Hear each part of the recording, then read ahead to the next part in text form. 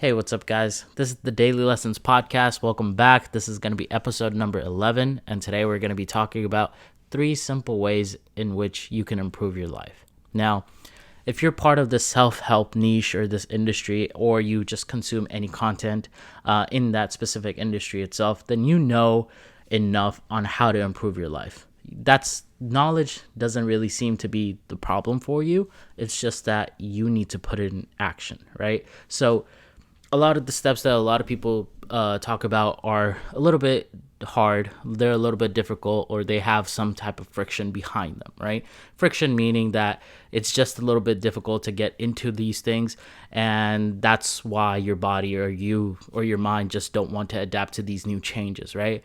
But I hope that this video is still beneficial, because these examples or these tips on how to improve your life aren't going to be that extreme in this episode. But I hope they're still going to be able to make a drastic impact, or at least they're going to help you start to do the harder things in life, which you probably learned from a lot of different content creators, or just books or podcasts, or really anything else. And I just want to say, before I do start the episode, remember to leave a like on this video and subscribe to my channel if you already haven't. And without further ado, let's get into it. Tip number 1, okay? So tip number 1 that can improve your life very drastically is literally super simple, and it's very essential to living life. It's just drinking more water, okay? I think a lot of people don't drink enough water, myself included. But once I did start drinking a lot of more water, I felt more energized. I felt less fatigued. Like, I felt less cloudy in the brain as well. Like, I actually felt like I was on optimal function. And I used to suffer a lot from like headaches as well.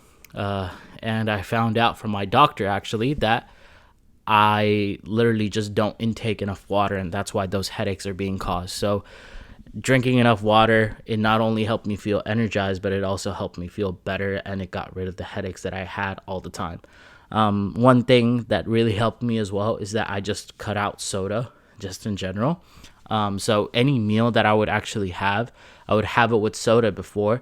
But instead of having soda, I would just have water, and that the water would actually kill the craving for the soda, and it was just much more healthier for me as well. And because of that, I actually did end up losing a lot of weight as well, which is one of the goals, but that's a story for another day. So drink more water, right? It's proven. You need it. It's essential to your living. You're literally 80% water. I think it's 80%. Your entire body is just 80% water. And most of your mass in your brain as well, it's mostly comprised of water as well. So your brain needs a very high amount of water to actually function properly. You might have to go to the bathroom a little bit more, but I promise you the benefits do definitely outweigh the cons of it. Going on to tip number 2, I kind of already alluded to this when I was talking about how I cut out soda, but this is a little bit more general. It's cutting out sugar, and in particular, it's processed sugar. Now, when I was a kid, I used to eat a lot of junk food, and as you can tell, and as I've alluded to before as well in this video, I had some really bad habits, and which included having a lot of junk food just all the time, right? So I would snack a lot. I would have cookies, and you know those like Chips Ahoy boxes that had like 3 rows in them? Yeah, I would eat that in one setting, and not just one row, all 3 rows. So I would go through a box in just literally one setting in an hour or so. Okay, my friends were actually much worse than me. They actually finished the whole thing in like 10-20 minutes, and they would have like 3 cookies at a time in their mouth. And I am not exaggerating when I say this, and when I show you my friends, you're gonna be like, yeah, they're really fat, so we believe that. But I'm not here to chop on my friends though. So the wonders that cutting out sugar, or at least processed sugar, has done for me is that you really don't know how dependent you are on sugar until you actually try to start cutting it out. I noticed a very huge difference in my mood, and I know a lot of people do when they start cutting out sugar as well. Like, you're less irritable after you get used to not having that much sugar, and you're not as angry either, especially when you don't have it. You have more energy, obviously, literally because you're not running off of junk food. So You are what you eat, of course, and what you consume, especially in sugar. It's going to cause a lot of highs, but it's going to come crashing down a lot as well. So sugar rushes are a real thing, and those cycles, they're detrimental to your productivity and just the quality of your life and quality of your daily life, actually. So try to cut off sugar, right? Especially, it's going to be very hard in the beginning at first when you're trying to cut off sugar or processed sugar, just because they're so addicting and so good and so tasty. I'm craving some cookies now. But once you cut them off and once you kind of get used to it after like 2 weeks or 3 weeks or maybe even a month, you'll notice that you're more in control and you're more in charge of your own mood, right? So there's some external factors that are still going to, push your buttons and affect your mood, but you'll see that you're not just angry just because you're not having sugar. And that doesn't necessarily mean that you can't have any sweets ever. You can, of course, but everything in moderation, right? You just can't, you can have like a cookie if you want, go for it, right? If you're just really craving it, go for it. But it doesn't mean that you just binge on cookies and then you skip out on dinner, right? You're not a child anymore. You need to get it together, right? And not to mention, you're going to lose a lot of weight drastically if you do cut off sugar, just in general. Tip number 3 is going to be walking. Okay, now, I really did want to put weightlifting on this list that I have, but I didn't put weightlifting, and here's my argument for that. In the beginning of this video, I talked about this video is going to be something very that has simple steps, right? So those simple steps, I understand that weightlifting isn't really that simple for a lot of people. Maybe some people just don't have access to the gym. Maybe they can't afford the gym. Maybe they don't have time for the gym.